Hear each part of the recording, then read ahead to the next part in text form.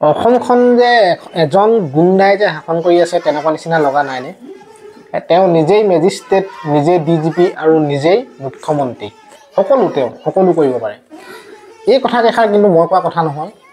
অখিল গগৈ ডাঙৰীয়াই চিঞৰি মিয়া বৰঠাকুৰ এখনি নিৰ্বাচনী সভাত আজিৰ দিনটোত হিমন্ত বিশ্ব শৰ্মাক বৰ বেয়াকৈ জাৰিলে।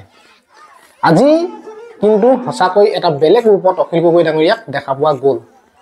দুদান্ত ভাষণ বুলি ক'ব নালাগিব, ক'লে ভুল হ'ব, কিন্তু আজি তেওঁক ভংগীমাবিলাক আজি বেলেগ এটা ৰূপত দেখা পোৱা গ'ল।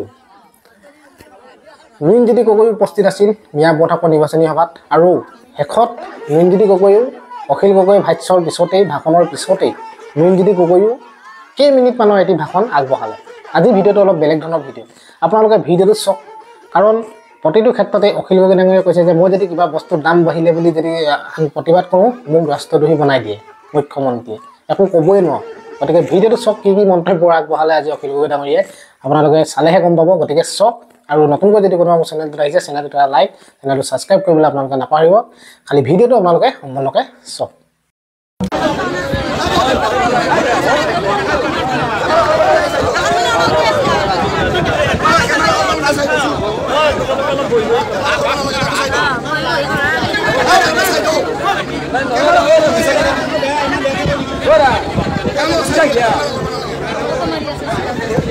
আৰম্ভ কৰোঁ নে?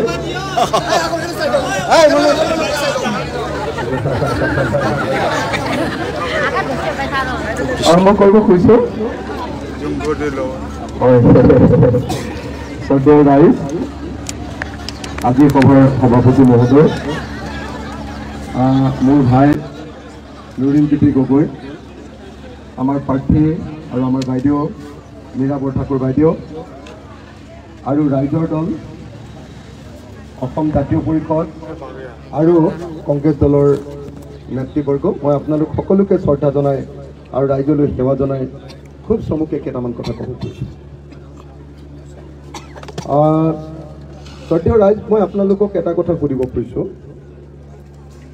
বিজেপি চৰকাৰৰ দিনত কেনেকুৱা লাগিছে?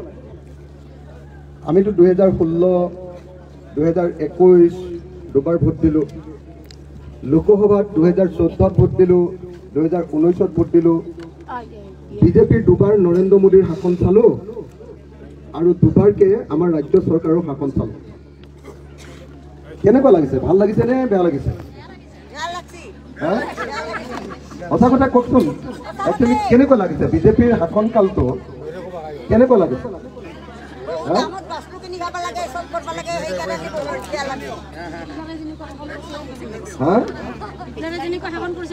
মানে এনেকুৱা লগা নাইনে যে অসমখন যেন চৰকাৰ নহয়, এজন গুণ্ডাই শাসন কৰিছে, তেনেকুৱা লাগিছে নে নাই বাৰু?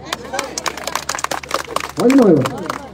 হিমন্ত বিশ্ব শৰ্মা যেন অসমৰ মুখ্যমন্ত্ৰী নহয়, অসমৰ এটা গুণ্ডা গেঙৰ তেওঁ যেন মুৰব্বী, তেনেকুৱা লাগিছে নে নাই বাৰু? হয়নে নহয়? আপোনালোকে চাওকচোন, হয়নে? কোনো কথাতে আপুনি দেখিবলৈ পাব মুখ্যমন্ত্ৰীৰ গাম্ভীৰ্যতা নাই।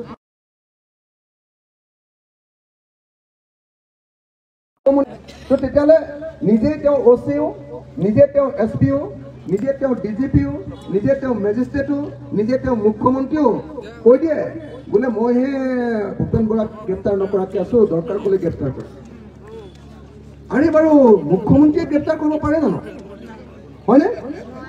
যদি কোনোবা এটা কেছ লাগে তেতিয়াহ'লে পুলিচে কেছটো পাব, পুলিচে আই অ' এজন দিব, ইনভেষ্টিগেটিং অফিচাৰ এজন দিব, ইনভেষ্টিগেটিং অফিচাৰজনে কেছটো সঁচা নে মিছা চাব, আৰু চালে যদি দেখে যে এইটো বৰ বেয়া কাম, গতিকে এইটোত এৰেষ্ট কৰিবই লাগিব, আৰু যদি চাই যে এইটোত ইমান ডাঙৰ কাম নহয়, এইটোত আমি এৰেষ্ট নকৰিলেও হয়, তেতিয়াহ'লে আই অ' জনে ইনভেষ্টিগেটিং অফিচাৰজনে সিদ্ধান্ত ল'ব। এইটোৱে হ'ল আমাৰ চৰকাৰ চলোৱাৰ নিয়ম, হয়নে নহয় বাৰু? এতিয়া নিয়মটো কি? এতিয়া নিয়মটো হ'ল যদি চৰকাৰে বেয়া পালে তেতিয়াহ'লে গ্ৰেপ্তাৰ হ'ব, আৰু যদি চৰকাৰে ভাল পালে তেতিয়াহ'লে পৃথিৱীৰ আটাইতকৈ বেয়া কামটো কৰিলেও পুলিচে গ্ৰেপ্তাৰ নকৰে। হয়নে? আপোনাৰ এনেকুৱা পৰিস্থিতি হৈছে যে নিমখৰ দাম আগতে আছিলে 3 টকা, এতিয়া নিমখৰ পেকেট নিমখৰ দাম হ'ল 30 টকা। হ'লে যেতিয়া অখিল গগৈয়ে কয় যে নিমখৰ দাম কিয় ইমান বঢ়াইছা, তেতিয়া কয় যে অখিল গগৈ ৰাষ্ট্ৰদ্ৰোহী কয়নে অখিল গগৈ মুছলমানৰ পক্ষ এনেকৈ কয়নে অখিল গগৈ দেশদ্ৰোহী অখিল গগৈ হিন্দু বিৰোধী মই না হিন্দুৰ কথা কৈছোঁ না মই মুছলমানৰ কথা কৈছোঁ মই কৈছোঁ যে আমি 3 টকাত নিমখ খাই আছিলোঁ বিজেপি চৰকাৰৰ দিনত 30 টকা কৰি দিলে 1 কেজি নিমখৰ দাম 27 টকা বঢ়াই দিলে কেনেকৈ আমি চলিম 3 টকাৰ পৰা 27 টকা পৃথিৱীৰ কোনোবা দেশত বস্তুৰ দাম বাঢ়ে নেকি এই কথাটো কৈ দিয়াৰ লগে লগে মোৰ ওচৰত গৈ পুলিচ উপস্থিত হ'ব মোক গ্ৰেপ্তাৰ কৰিব সৰু সুৰা কেছতো গ্ৰেপ্তাৰ নকৰে মোক ৰাষ্ট্ৰদ্ৰোহত গ্ৰেপ্তাৰ কৰিব হয়নে মই আকৌ কৈছিলোঁ নিমখৰ কথা মোক আকৌ ৰাষ্ট্ৰদ্ৰোহী কৰে হয়নে নহয় বাৰু আপোনালোকে কওকচোন হে তো এই বিজেপি চৰকাৰ অহাৰ সময়ত আপোনালোকে দেখিছে 5 বছৰৰ ভিতৰত মোক অকলে 3 বছৰ জেলত ৰাখিছে জানেনে নাই আপোনালোকে 5 বছৰত 3 বছৰ জেলত ৰাখিছে তাৰমানে কেলে বিজেপিয়ে ভাবিছে এটা নিয়ম আছে নাই অসমীয়া মানে যে বিয়াৰ দিনা প্ৰথম ৰাতিয়ে মানে মেকুৰীটোক যদি জোৰকৈ মাৰি দিয়ে তেতিয়াহ'লে ঘৈণীয়েকে বিৰাট ভয় খায় বুজিছেনে নাই অসমত আটাইতকৈ হুলস্থুল কৰি থকা মানুহটো মই গতিকে বিজেপি আহিয়ে প্ৰথমতে মোক NSA নেশ্যনেল ছিকিউৰিটি এক্ট লগাই 6 মাহৰ কাৰণে ডিব্ৰুগড় জেলত ভৰাইছে অখিল গগৈকে যদি ভৰাই দিছে আমি ক'ত আৰু মানুহ চবৰ ভয়ত পথ নাই হয়নে নহয় মানুহে আনকি ফেচবুকতো যদি বিজেপি চৰকাৰৰ বিৰুদ্ধে লিখে ফেচবুকতো যদি লিখে পুলিচে মাতি নিয়ে ফেচবুকটো বন্ধ কৰিবলৈ দিয়ে নহ'লে জেলত পঠিয়াই আমাৰ গোটেই অসমৰ মানুহবিলাকৰ মুখবিলাক চিলাই কৰি দিছেনে নাই বিজেপি চৰকাৰে দিছেনে নাই আপোনালোকে সঁচা কথা কওকচোন দিছেনে নাই কোনো মানুহে কথা ক'ব নোৱাৰে পলাশবাৰীত গোটেই মাটি অসমীয়া মানুহৰ মাটি বাহিৰৰ মানুহক বিক্ৰী কৰি শেষ কৰি দিছে হয়নে নহয় একদম 2 নম্বৰী কৰি পলাশবাৰী ছয়গাঁও মিৰ্জা কুকুৰমৰাৰ অসমীয়া মানুহৰ মাটি জোৰ কৰি কেইটামান দালালে 2 নম্বৰী কৰি বহুত দালাল গাঁৱে ভূঞে মেলি দি চাৰিওফালে মাটিগাল গোটেইগাল দখল কৰি এফালৰ পৰা ব্লেকমেইল কৰি চব অসমীয়া মানুহৰ মাটি এফালৰ পৰা বাহিৰৰ মানুহবিলাকক দিয়ে দিছেনে নাই এইটোৰ বিৰুদ্ধে আপুনি এটা বাক্য কওক আপোনালোকক আলফা কেছত পঠাই দিব হয়নে নহয় কওক আপোনালোকে হয়নে নহয় কওক একদম এই বিজেপি চৰকাৰখনৰ দিনত আমাৰ মুখখন চিলাই কৰি দিছেনে নাই দিছে বিজেপি চৰকাৰখনৰ দিনত অসমৰ মুখ্যমন্ত্ৰীজনে মুখ্যমন্ত্ৰীৰ নিচিনাকৈ কাম কৰা নাই অসমৰ মুখ্যমন্ত্ৰীজনে গুণ্ডাৰ লিডাৰৰ নিচিনাকৈ কাম কৰিছে হিমন্ত বিশ্ব শৰ্মা অসমৰ এই মুহূৰ্তৰ আটাইতকৈ ডাঙৰ গুণ্ডাত পৰিণত হৈছে বিজেপিৰ গুণ্ডাগিৰিত অসমৰ কোনো মানুহ শান্তিত থাকিব পৰা নাই পাৰিছে নেকি আপোনালোকে কওক অসমৰ মানুহে ক'লে যে বাংলাদেশৰ পৰা কিয় তোমালোকে হিন্দু মানুহ আনি অসমত সংস্থাপিত কৰিব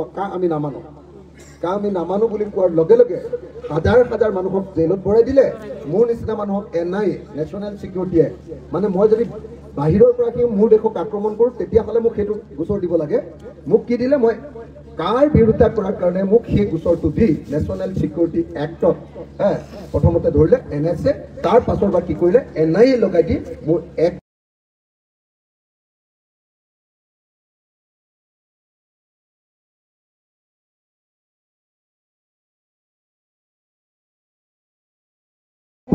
নগৰে হয়নে নহয় ৰাইজ হয়নে নহয় কওক আৰে নৰেন্দ্ৰ মোদী ডাঙৰীয়াইতো আমাৰ পৰা ভোট লৈছিলে মেহেংগা হতাংগে বুলি কৈ জীয়াই থকাটো প্ৰায় অসম্ভৱ হৈছে সুৰা সুৰে সকলো বস্তুৰ দাম বাঢ়িছে আমাৰ ৰাইজক বিনামূলীয়া চাউল দিছে অৰুণোদয় আঁচনি দিছে কিন্তু ৰাইজৰ পৰা পুৰা একদম কৰ কাটল বিভিন্ন বস্তুৰ দাম বঢ়াই যে এটা গান লিখিলে আমাৰ হিমাংশুত আছে চামুচেৰে দি আপোনালোকৰ পৰা বেলচাৰে লৈ গৈছে বেলচাটো এতিয়া জেগা নাইকিয়া গৈছে সাধাৰণ মানুহ এতিয়া সৰ্বশান্ত এই চৰকাৰখন বিজেপি চৰকাৰ সাধাৰণ মানুহৰ তেজ বহি খোৱা চৰকাৰ সাধাৰণ মানুহৰ তেজ বহি খাই তেওঁলোকে চৰকাৰ চলাইছে গতিকে ৰাইজ আপোনালোকে সকলোৱে এই কথাৰ উত্তৰ দিব লাগিব এতিয়া প্ৰলোভনৰ ৰাজনীতি আপোনালোকে আৰম্ভ কৰিছে অৰুণোদয় আঁচনিৰ ভুৱা পত্ৰ আৰম্ভ কৰিছে দিবৰ কাৰণে দিছে না পাইছে নাই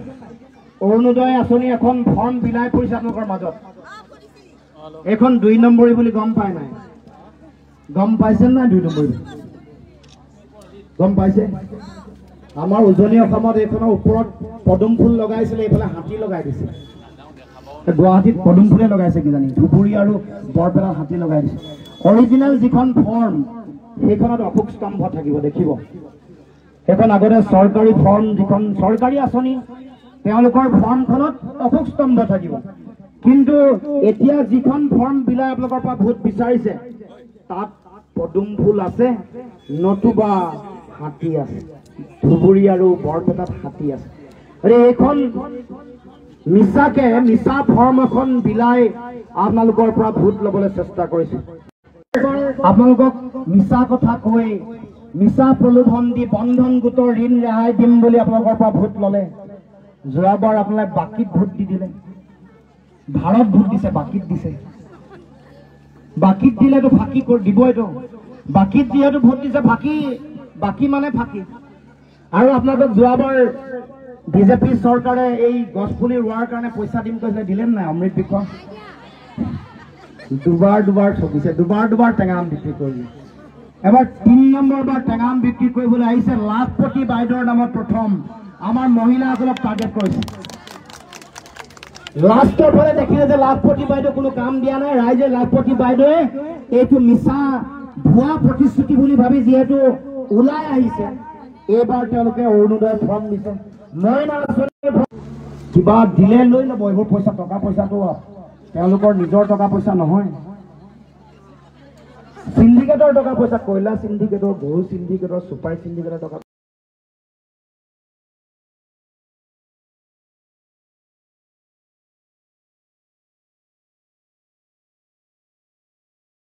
পাইছে বিনামূলীয়া চাউল পাইছে বুলি আমি বিজেপিক ভোট দিবলৈ বাধ্য নহয়। তেওঁলোকে যে কয় যে হিতাধিকাৰী ভোট পাম, মই কওঁ যে আমাৰ জনকল্যাণকামী আঁচনিৰ সুবিধা পোৱা মানুহ যিসকল আছে সেইসকলটো বিজেপিৰ নিকিনা গোলাম নহয় যে তেওঁলোকৰ মতে তেওঁলোকৰ এই আঁচনিৰ ধন পাইছে মানে, চৰকাৰৰ আঁচনিৰ ধন পাইছে মানে বিজেপিক ভোট দিব।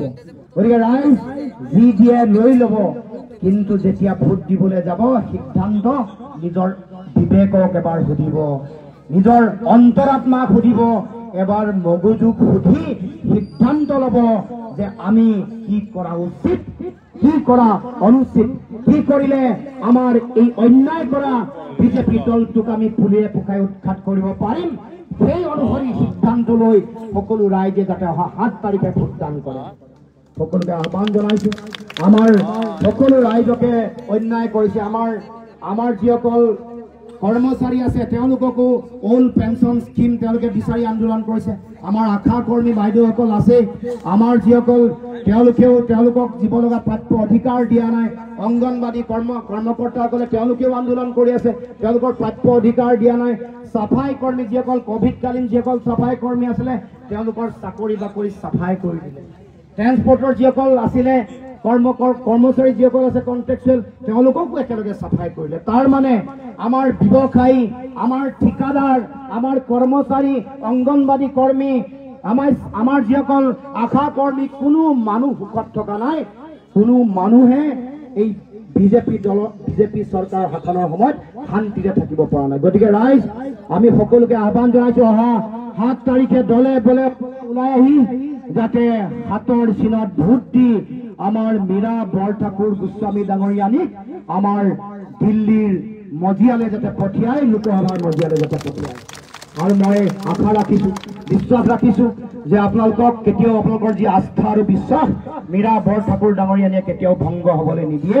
আপোনালোকৰ মৰম, আস্থা, বিশ্বাস কেতিয়াও ভংগ হ'বলৈ নিদিয়ে। মই আশা ৰাখিছো লোকসভাৰ মজিয়ালৈ গৈ মীৰা বৰঠাকুৰ ডাঙৰীয়ানী আপোনালোকৰ মনৰ কথাবোৰ ক'ব, আপোনালোকৰ অধিকাৰৰ হকে মাত মাতিব আৰু আপোনালোকৰ অধিকাৰ আজৰি আনিবৰ কাৰণে অসমৰ অগ্নিকন্যা হৈ দিল্লীত জিলিকি উঠিব, উজৰি উঠিব। তাকে মই কামনা কৰি পুনৰবাৰ সকলোকে শ্ৰদ্ধা জনাই, সেৱা জনাই, সকলোৰে পৰা আশীৰ্বাদ বিচাৰি মই মোৰ বক্তব্য সামৰণি মাৰিছো। ধন্যবাদ। জয়।